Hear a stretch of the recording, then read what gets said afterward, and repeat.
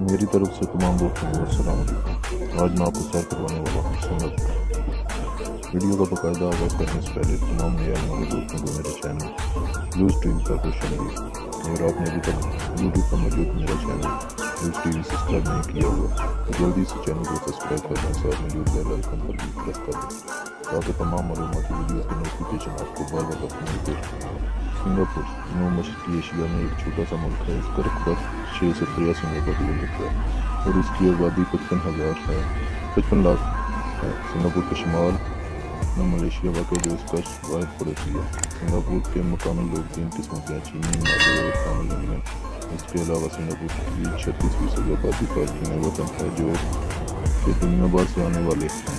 Singapore میں مختلف زبانیں بولی جاتی ہیں جن میں انگریزی، چینی، مالی اور دیگر شامل ہیں۔ تاہم انگریزی کو بحال کوئی سمجھ دیتا ہے۔ سنگاپور ایک ترقی یافتہ ملک ہے اور یہی وجہ ہے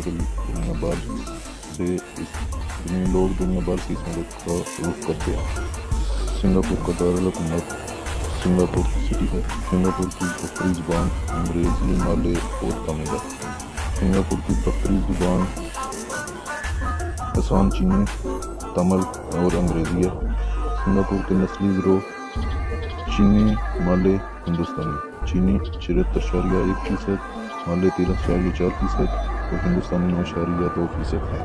اور بات کی جائے سنگاپور میں رہائش پذیر لوگوں کے مذہب کی تو بدھ مت 33.2%، مسیحیت 18.8%، اسلام 14%، تاؤ مت 10%، چینی لوک مذہب 5%، ہند مت 0.6% اور دیگر۔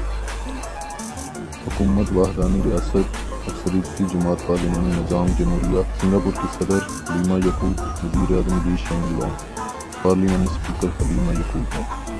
سنگاپور کی کرنسی سنگاپوری ڈالر ہے۔ سنگاپور کی ڈرائیونگ بائیں سمت ہے۔ کالنگ کوڈ +65 ہے۔ انٹرنیٹ ڈومین SG ہے۔ سنگاپور کی تاریخ 20ویں صدی عیسوی سے شروع ہوتی ہے۔ حقائق اشارہ کرتے ہیں کہ 14ویں صدی عیسوی میں سنگاپور 3 میں تجارتی بستیاں آباد تھیں۔ 14ویں صدی کے اخیر میں مملکت سنگاپور پر مشہور کے زیر نگین تھا جسے بعد میں ماجاپاہیہ سیامس نے بھگا دیا۔ اس کے بعد وہاں سلطنت ملاکا کا قبضہ رہا۔ پھر سلطنت جوہور نے وہاں حکومت کی۔ 1819 میں سر تھامس اسٹیمفورڈ ریفلز نے جوہر سے ایک معاہدہ پر دستخط کی جس کے روح سے برطانیہ کو جزیرہ میں ایک تجارتی بندرگاہ مل گئی۔ بعد ازاں 1819 میں وہاں برطانوی کالونی بن گئی۔ دوسری جنگ عظیم میں سلطنت جاپان نے سنگاپور پر حملہ کیا اور قبضہ کر لیا اور 1942 تا 1945 اس کا قبضہ رہا۔ جنگ ختم ہونے کے بعد سنگاپور برطانیہ کی تسلط میں آ گیا مگر خودکار حکومت کو مضبوط کیا گیا اور 1963 میں وفاق ملکہ سے اسے ملا کر ملیشیا کو تشکیل دیا گیا۔ لیکن سنگاپور کی پیپلز ایکشن پارٹی اور ملیشیا کی الائنس پارٹی کے درمیان میں کشیدگی کی وجہ سے ملیشیا سے سنگاپور کا اخراج ہوا۔ 1965 میں سنگاپور ایک آزاد ملک بن گیا۔ بے روزگاری اور مکانات کی کمی کی وجہ سے 1960 اور 1970 کی دہائی میں سنگاپور میں جدت کاری کی تحریک شروع ہوئی جس میں صنعت کو فروغ دیا گیا، بڑے عوامی گھر بنائے گئے اور تعلیم پر خوب سرمایہ کاری کی گئی۔ 1990 تک سنگاپور دنیا کا سب سے پھلتا پھولتا ملک بن گیا۔ وہاں کی معیشت ذات ترقی یافتہ ہو گئی اور جاپان کے بعد ایشیا کا سب سے بہتر خام ملکی پیداوار فیکس ملک بن گیا۔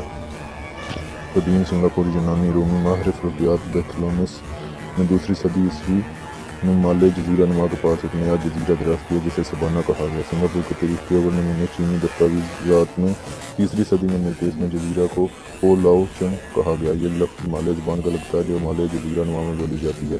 سنگاپور میں برطانوی کالونیوں 16ویں اور 17ویں صدی میں مالے مجمع الجزائر پر دھیرے دھیرے یورپ کی طاقتوں نے قبضہ کیا۔ سب سے پہلے پرتگالی سلطنت نے 1519 عیسوی میں ملاکا پر قبضہ کیا۔ یہ قبضہ نے 17ویں صدی میں ہالینڈی حکومت کو ایک چیلنج تھا اور وہ زیادہ تر بندرگاہوں پر قابض ہو گیا۔